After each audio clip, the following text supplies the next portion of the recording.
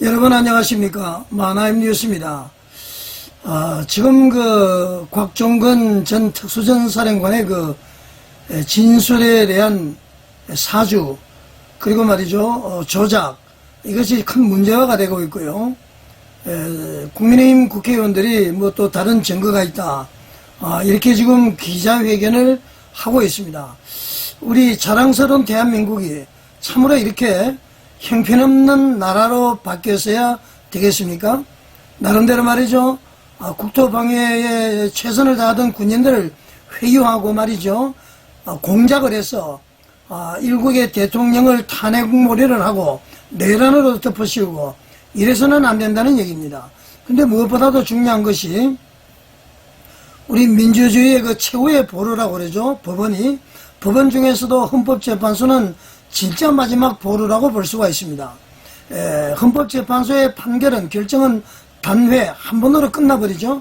그러니까 헌법재판소의 심리 자체는 아주 불편부당하게 법과 원칙에 따라서 또 법관들의 양심을 가지고 잘 판단을 해야 되는데 지금 전혀 그렇게 되지를 못하고 있는 것 같습니다. 흔히 여러분들 아시겠지만은 법은 상식이다, 그렇게 이야기를 하죠.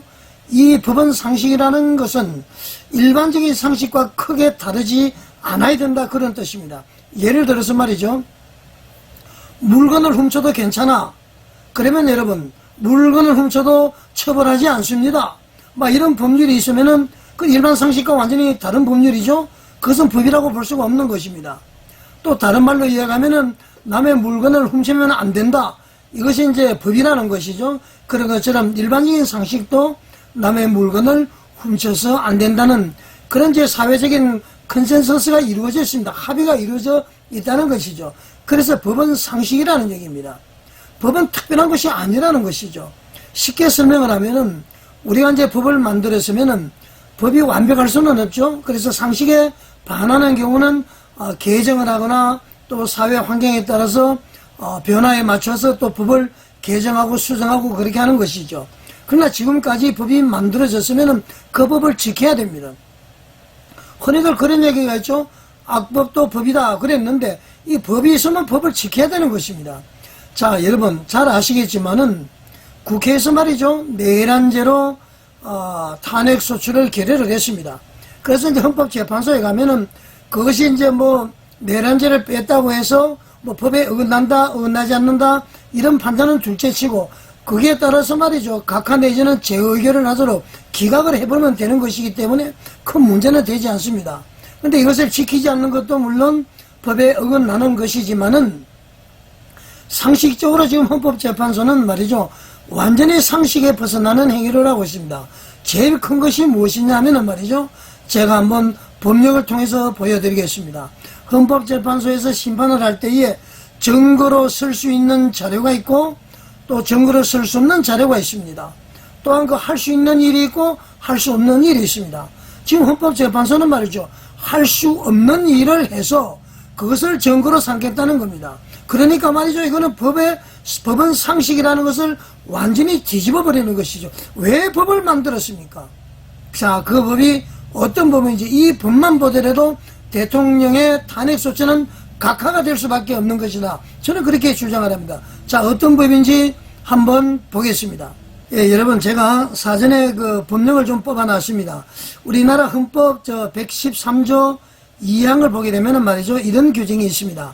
헌법재판소는 법률에 저촉되지 아니하는 범위 안에서 심판에 관한 절차, 내부 규율과 사무 처리에 관한 규칙을 제정할 수 있다. 이제 헌법 113조 2항에 있습니다.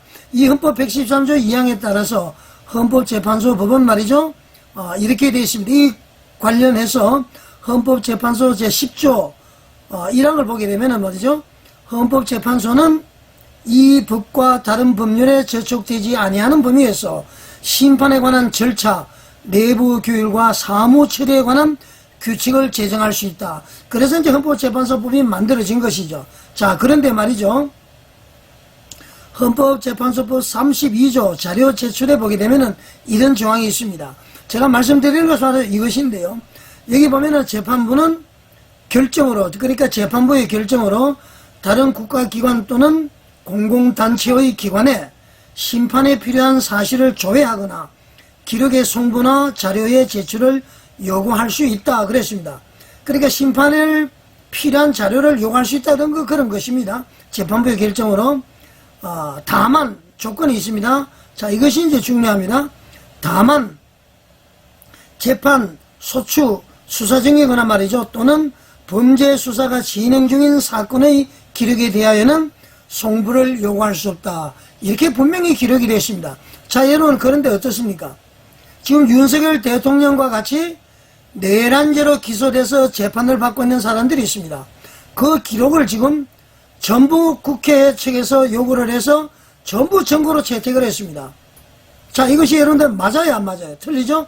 다시 한번 말씀드립니다. 자료를 요구할 수 있지만 다만 재판 소추 또는 범죄 수사가 진행 중인 사건의 기록에 대해서는 송부를 요구할 수 없다. 분명히 이렇게 되어 있습니다. 과거의 선례가 어떻게 됐든 그러면은 말이죠.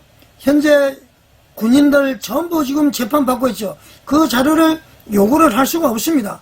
요구를 할 수가 없다는 것은 그 자료를 증거로 쓸 수가 없다는 것 아닙니까? 근데 그것을 전부 지금 요구를 해서 증거로 쓸 수가 있다, 이래 쓰고 있다는 얘기입니다. 자, 여러분. 아까 제가 말씀드린 법은 상식이라고 그랬죠.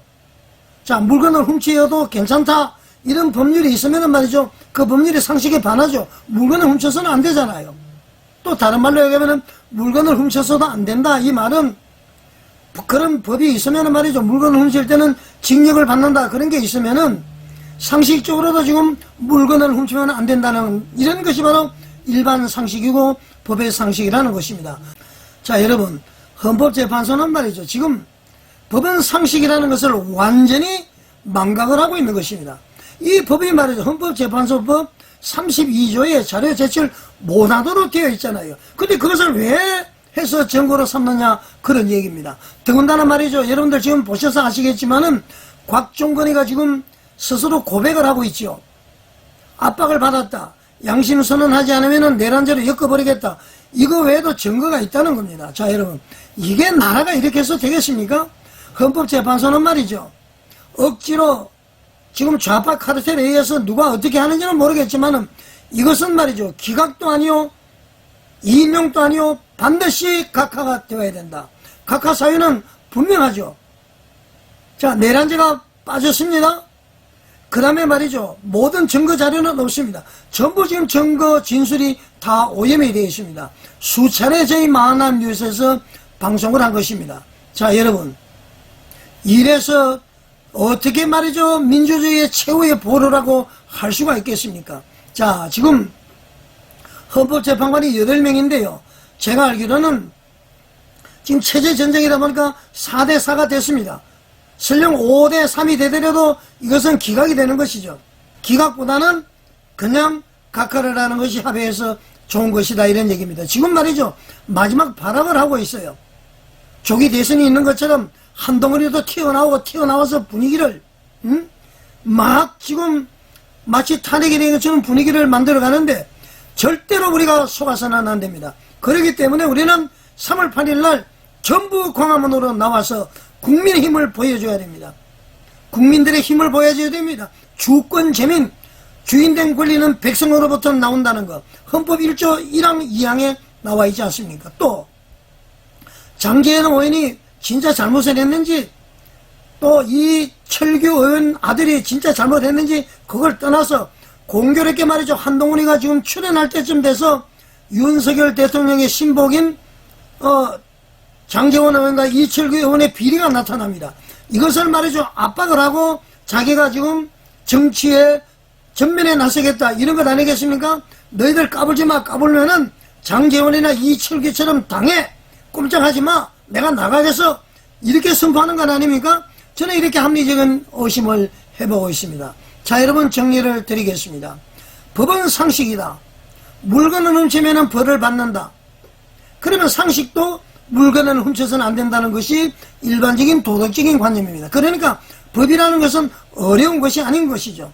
자, 헌법에 따라서 헌법재판소법 32조 자료 제출에 재판 중이거나 소추 중이거나 범죄 수사가 진행 중인 사건의 기록에 대해서는 송부할 수 없다라고 분명히 헌법재판소법 32조에 있음에도 불구하고 현재 기소돼서 재판받고 있는 그 수사 기록을 다 받아서 증거로 취급을 했다 이런 얘기죠. 이거 불법이라는 얘기입니다. 자, 이 불법을 누가 막아야 되느냐? 국민혁명을 통해서 막아야 된다. 정광훈 목사님께서 국민혁명을 하자는 이유가 바로 여기에 있는 것입니다. 우리가 말이죠, 폭력을 행사하고 이런 것이 아니고요, 국민들의 힘을 보여주어서 더 이상 이렇게 하지 마, 법대로 하시라. 설령 과거에 말이죠, 이 수사 중인 사건 기록을 가져왔더라도 법이요하게 되면은 못하게 되어 있는 것입니다. 법이 왜 있습니까? 이 법을 안 지키다 보니까 엿장수 마음대로 말이죠 해버리는 것입니다. 자, 여러분 어떻게 생각하십니까? 절대로 이렇게 해서는 되지 않습니다. 자, 그리고 말이죠, 국민의힘 의원들이 기자회견을 하는 장면을 한번 보여드리겠습니다.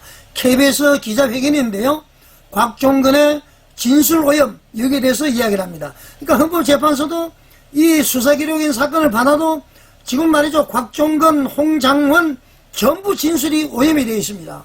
그러니까 말이죠, 이 법에 따라서 32조에 따라서 증거로 쓰지 않으면 되지 않는다, 그런 것입니다. 자, 여러분 지금 기자회견 장면 한번 보시겠습니다.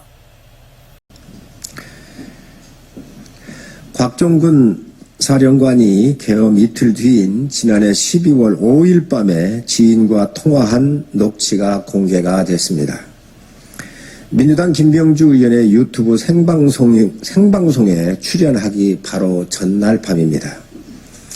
녹취에서 곽종근은 누구는 나한테 양심선을 하라는데 내가 어떻게 하냐, 내가 살려면 나보고 양심선언 하라는데 라고 말했고, 어찌됐든 간에 애들이 다 사정을 아는데 그래도 내란죄로 엮겠단다라고 말을 했습니다. 즉 곽종근 누군가로부터 살고 싶으면 양심선언을 하라, 내란죄로 엮겠다는 협박을 당했다는 말입니다. 이는 형법 283조 협박죄에 명백하게 해당하는 중범죄 중에 중범죄입니다. 비상계엄 직후 엄중한 상황 속에서 이런 무시무시한 협박을 당한 곽 사령관이 얼마나 두려웠는지 충분히 짐작이 되고도 남습니다. 명령을 수명하는 것이 군인입니다. 명을 수명한 군인을 내란죄로 처벌하겠다라고 협박을 하면 두려움을 느끼지 않을 군인이 어디 있겠습니까? 김현태 특임단장이 증언한 바에 따르면 바로 다음 날 6일 아침에 곽종근 사령관은 참모들을 불러 모아 김병주, 박선원 의원이 유튜브에 출연할 것이라고 계획을 밝혔다고 합니다. 그리고 6일 11시 20분부터 곽종근은 김병주, 박선원 의원의 유튜브에 생방송에 출연을 했습니다. 이 자리에서 곽종근은 전임 장관으로부터 국회의사당 안에 있는 요원들을 밖으로 빼내라는 지시를 받았다고 증언을 했으나 곧바로 박선원 의원과 김병주 의원이 국회의원을 끌어내라고 한 것 아니냐는 취지로 연달아 묻자 마지못해 예라고 대답을 합니다. 정황상 12월 5일 곽종근을 협박한 세력은 민주당입니다. 민주당은 우리가 시키는 대로 말하지 않으면 너를 죽이겠다, 그리고 사정은 다 알지만 그래도 너를 내란죄로 엮겠다고 곽종근을 협박한 것입니다. 이렇게 곽종근을 협박한 민주당은 곽종근에게 변호사까지 붙였습니다. 당초 지난해 12월 7일 예정된 검찰 조사를 이틀이나 미룬 12월 9일 받게 하고 입회한 변호사는 통상적으로 검찰 조사 때는 쓰지 않는 자수서까지 3번이나 쓰도록 압박을 했습니다. 왜 민주당이 변호사를 붙이려고 했는지 이제야 그 실체가 드러나고 있는 것입니다. 곽종근 사령관을 내란범으로 협박한 민주당이 탄핵 공작의 뒷배입니다. 양심선을 해야 할 사람은 곽종근 사령관이 아니라 민주당입니다. 아무리 정권 탈취가 목적이라도 순수한 군인을 협박을 하고 탄핵 공작을 통해 이재명 대표를 대통령으로 만들려는 의도를 모르는 국민은 없을 것입니다. 시간이 지나며 민주당이 저지른 탄핵 공작이 양파 껍질 벗겨지듯 이곳저곳에서 밝혀지자 국민들이 분노하고 있습니다. 수사기관에 강력히 촉구합니다.